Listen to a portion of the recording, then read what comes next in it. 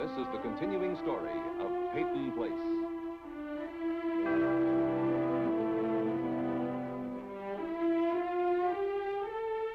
Starring Dorothy Malone as Constance Mackenzie, Ed Nelson as Michael Rossi, Mia Farrow as Allison Mackenzie, Ryan O'Neill as Rodney Harrington, Barbara Parkins as Betty Anderson, Tim O'Connor as Elliot Carson, Christopher Connolly as Norman Harrington.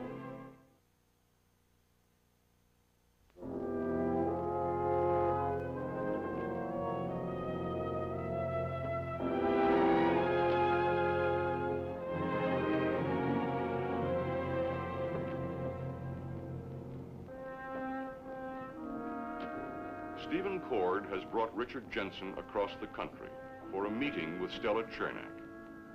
Stella's testimony has caused Rodney Harrington to be convicted of second-degree murder.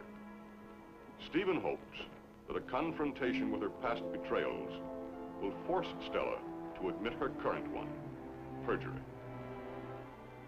That her place down there? That's it. She really lived in L.A., not like that. Our family's lived there for years. Our old man's still a town drunk? He died. Yeah? That just leaves me. What? Well, she used to say, besides him, I was the only ape she knew, you know? Listen, I was thinking it'd be better if I see her alone first. Why? Well, she's kind of difficult to handle, you know. I thought it'd be better if I see her alone, that's all. Okay, Jensen. I'll wait. Right around the corner, smack on the wharf, Eddie Jack's Tavern. We pass it on the way up. Yeah, okay, thanks. I'll call you when she's ready, all right? All right.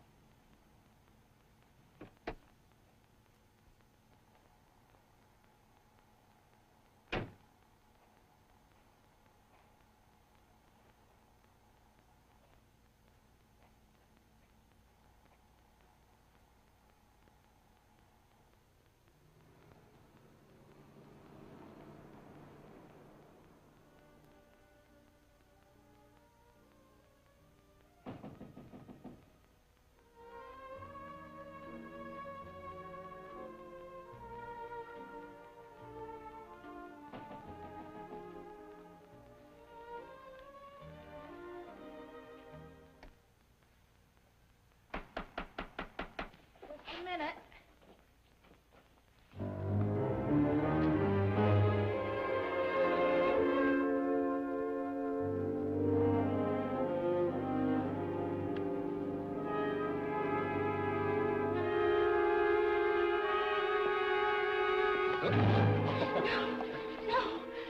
No, come on. What kind of a greeting is this?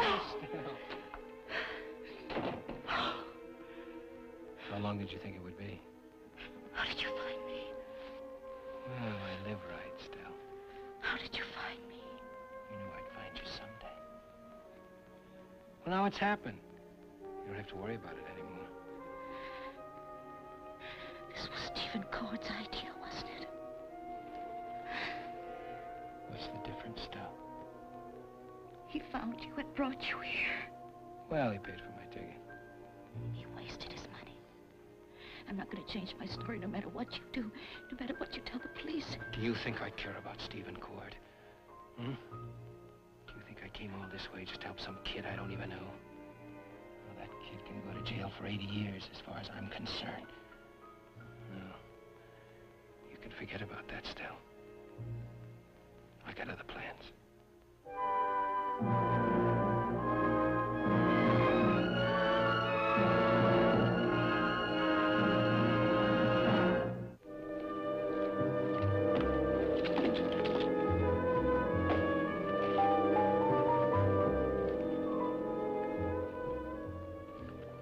Hey, why don't you carry a picture of me, Stell? Some sweetheart. You know, your friend, Mr. Cord, he bought me a suit, shirt, shoes. He didn't give me any spending money. Give me a drink, Stell.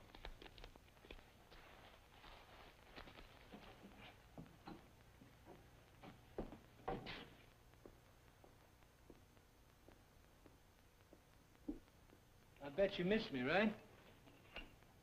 I wish you could have seen yourself at the door when you opened it and you saw me standing there.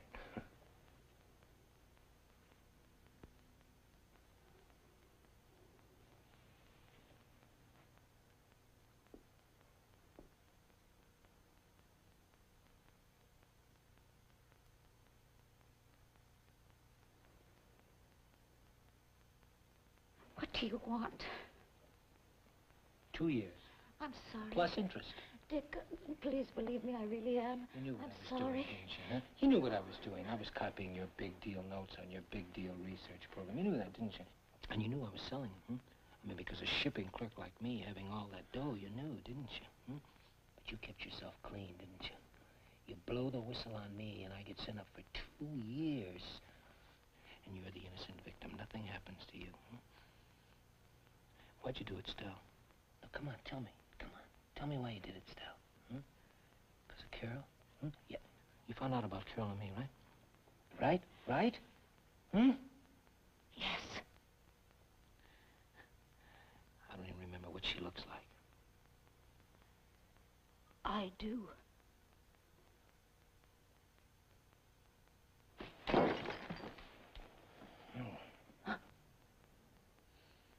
I could cut 2 years out of you right now, I would. I'd hang you around my neck like a medal. I'd do it, Stell. Right now. That ape-brain of yours doesn't understand love. No. But when I hated you and had you locked up, that penetrated your brain, didn't it? Why? Why wasn't it enough? Everything I gave you. Why wasn't I enough? You want me to spell it out for you, Stell? You want me to draw a picture for you?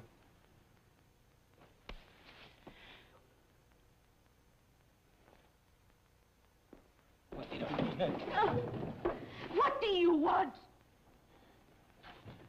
What do you got, Stell? Nothing. I want money. I want money, and I want plenty of it. I don't have any money. Look.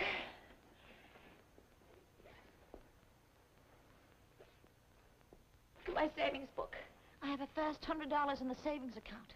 Take a look at it if you don't believe me. You're poor, huh? Well, it's a lucky thing you got a good job, Stell. I've quit. Not yet. I gave him my notice. No. You know, I'll bet you're a big wheel at that hospital. I mean, you know, being a biochemist and all. I bet you have your own special parking place, huh? No.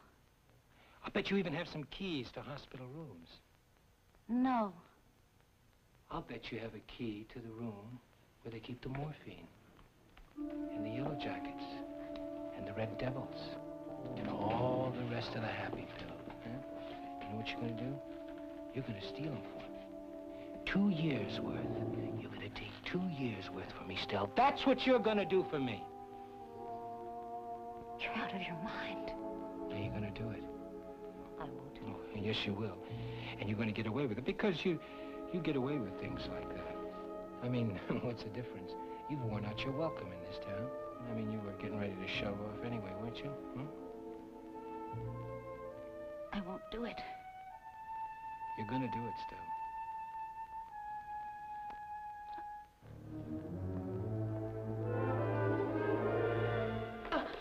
I'm going to yell to the police. I mean it. Oh, wait a minute, baby. Wait a minute. You got it all wrong. If you don't deliver, I'll tell the police, and I'm going to tell them all about you and me and all your secret big industrial deals. And then if Harrington, that kid, if he gets a new trial and you have to testify, they're not going to believe word one from you, baby. They're going to ask you so many questions about yourself, you're going to think you were on trial. Listen, Stell, I'm going to collect those 2 years, one way or the other. Now, you can go to the hospital and get me a bag full of that stuff, or you can run away, or you can hide. But I'll find you. I'm going to get those 2 years. And if I have to, I'll cut them out of you. I'll find you, Stell. If that's the only way I can get even, I'll find you. Now, you better believe me.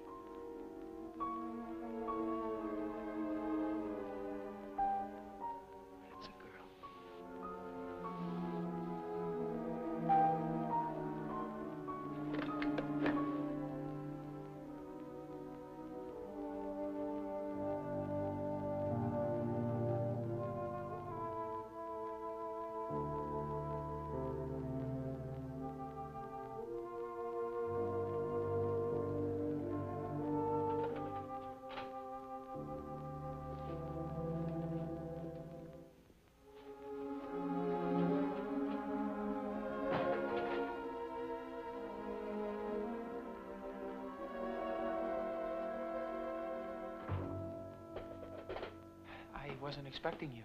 We're expecting Stephen. He got your message. You wanted to see him. He sent me. Well, please, sit down.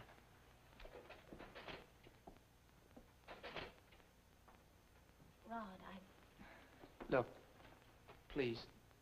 I don't think I could stand another. I'm sorry. I think you got a rotten deal. Something has to be done about it. Do me a favor. Let's not talk about me or the case, okay? But Please. All right. How come Stephen didn't come? He said he was busy. Doing what? I don't know. He wouldn't tell me. What were you writing when I came in? I thought we weren't going to talk No, I'm not discussing you, but what you were writing. Look, it's not. How's your mother? She's fine. Stop it. Is that what you wanted Stephen for, to give him those pieces of paper? Believe me, it's nothing. Let's forget.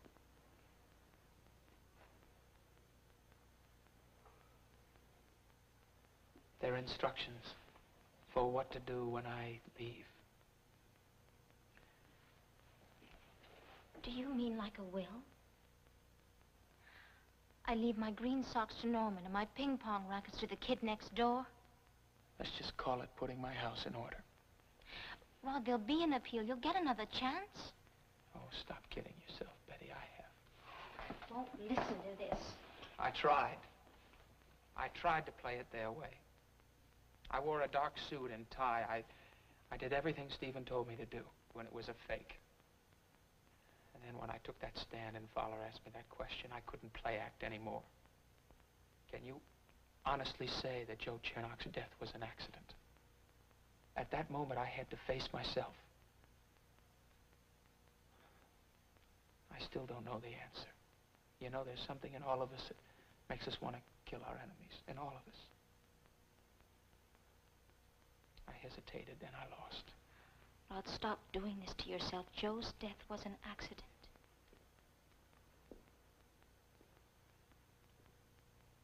Give these to Stephen. Oh, please.